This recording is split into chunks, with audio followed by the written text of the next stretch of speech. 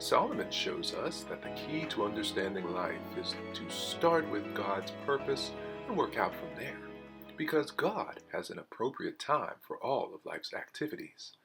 When we recognize this, we are able to deal with the issues life can throw at us, even if our understanding is not complete. The secret to peace of mind is to be yielded to God in all things, as the Apostle Paul would say. So whether you eat or drink or whatever you do, do it all for the glory of God.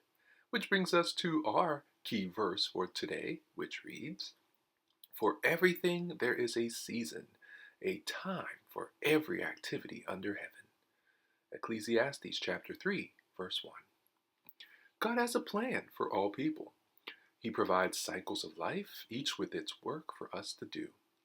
Many times we face problems that seem to contradict God's plan. However, problems should not cause us to disbelieve or lose trust in the providence of God. Without God, the problems we face have no lasting solution. The lesson to be learned is patience. Endure whatever you face, for its time will end. War and peace, and love and hate all have their time. Solomon stressed the importance of studying and learning in order to know the right time for each thing. The wise person has good timing, whether in knowing when to speak or when to plant.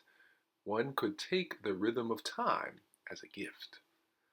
Solomon listed 14 pairs of opposites to illustrate the comprehensive providence of God, beginning with the most extreme opposites of all, at least with regard to human life, a time to be born and a time to die. Ultimately, God alone has the last say over birth and death. Planting and plucking up have an appropriate time. When God brings judgment, it is often a time of death and destruction, but when the people repent, it is a time of healing. Breaking down and building up have their appointed times. If a building is not sound, it needs to be torn down and replaced with a structure that is stable and sturdy. There is an appropriate time for weeping and laughter, mourning and dancing. Grief is a part of the healing process, and different people handle the same grief in different ways. Paul admonishes us, "Rejoice with those who rejoice, mourn with those who mourn."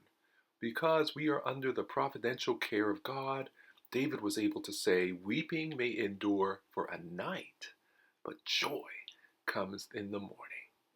For some, the mourning period is short. For others, it is long. We exacerbate the grief of some when we flippantly say, "Get over it."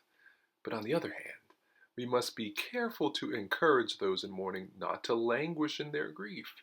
Laughter is also therapeutic and should be encouraged, and there are also times for the closeness of an embrace and times for keeping our distance and refraining from embracing. Affection does not apply to everybody in the same way. Love and hate both have their proper place under heaven. However, it is imperative that we love and hate the right things. Like God, we should hate sin and love sinners.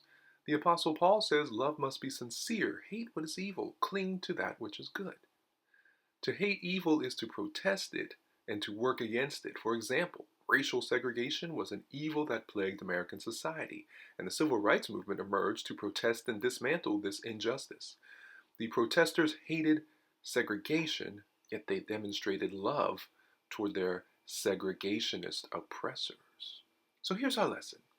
It is not the difficulty of knowing the right time for an activity that produces the frustration and resentment, but the fact that all human times come to an end, that there is the inevitable time to die. God gave us only a glimpse of his creative genius. We are incapable of seeing into the future or comprehending the magnitude of the perfection of his creation. God has the final answer and word. Life, with all its diverse activities, can lead to frustration and resentment. Frustration and resentment will remain until humanity comes to fear God, that is, to believe and obey him. The incomprehensibility of life as perceived by us has its purpose. The total commitment of the whole self to trust and believe the living God. The absolute lordship of God is essential for any happiness, meaning, or purpose in life.